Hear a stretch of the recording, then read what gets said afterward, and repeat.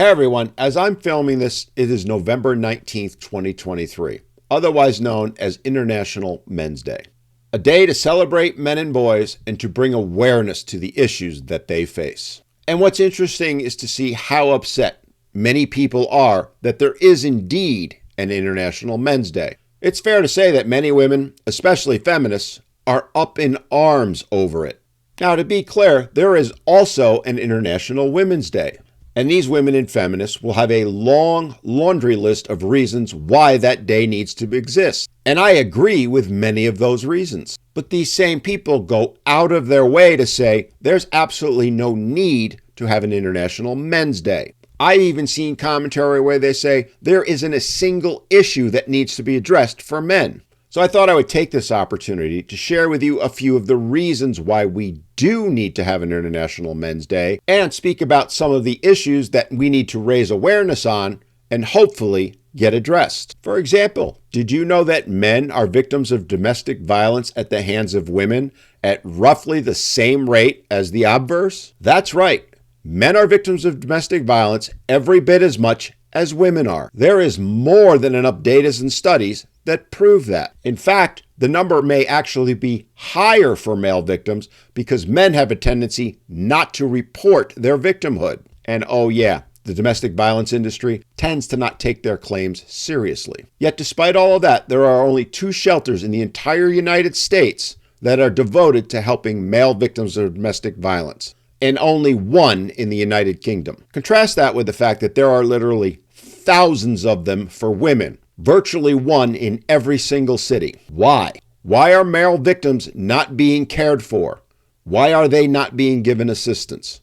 Why don't they matter? Another unfortunate statistic is that men make up roughly 80 to 85% of those who choose to unalive themselves. Yet the focus is often on addressing the needs of women to help them with their mental health issues and prevent them from unaliving themselves. Another telling statistic, and one that actually most people are aware of, is that men die on average 6 to 7 years earlier than women do. But did you know 100 years ago, life expectancy was about the same for men and women? In the past 100 years, that gap has gone from equal to almost 7 years. Yet the majority of focus is on women's health issues. Just the other day, the Biden administration created yet another program focused on increasing awareness and dollars for research to address women's health issues. Yet, there is no corresponding program for men, nor is there one even on the radar. 100% of the focus is on women's health issues. And oh, by the way, there already was an Office for Women and Girls,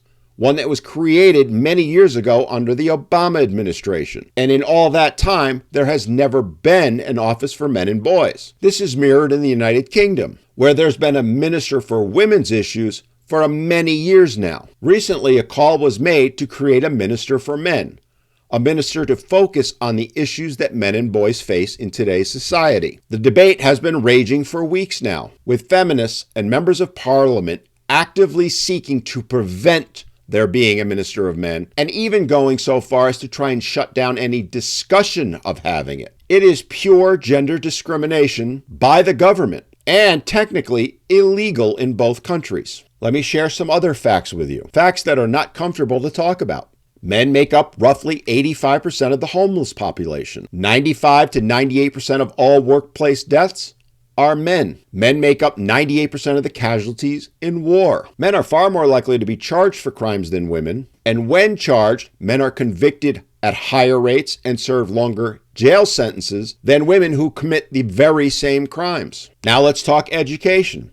Boys are far more likely than girls to be suspended or serve other forms of disciplinary action. They're also far more likely to be declared as having issues like ADHD and ADD, which then justifies the use of drugs to help keep them, well, calm. The educational system is failing boys and has been for decades. In 1970, men made up roughly 60% of the enrollment in colleges. Women were 40. That did indeed need to be addressed. And the entire K-12 educational system was revamped to address that need. And rightfully so. But starting just 10 years after that, They saw that boys were starting to lag behind. Fast forward to 2023, and the numbers have almost exactly reversed. Girls now make up 60% of college enrollment, boys 40%. As I said, this issue has been known for decades, yet you don't even hear a word of discussion about it, let alone any solutions being offered. Add to it that boys are far more likely to drop out of school and thus far less likely to graduate, yet no one in academia seems to care. Don't believe me?